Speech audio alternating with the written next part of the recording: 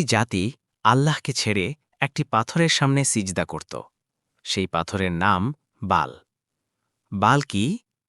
বাল ছিল কানানের সবচেয়ে বড় মিথ্যা দেবতা। মানুষ বিশ্বাস করত সে বৃষ্টি দেয়, ফসল ফলায়। রাজা আহাবের নেতৃত্বে গোটা বনি ইসরায়েল এই শিরকে ডুবে গিয়েছিল। নবী ইলিয়াস আলাইহিসসালাম।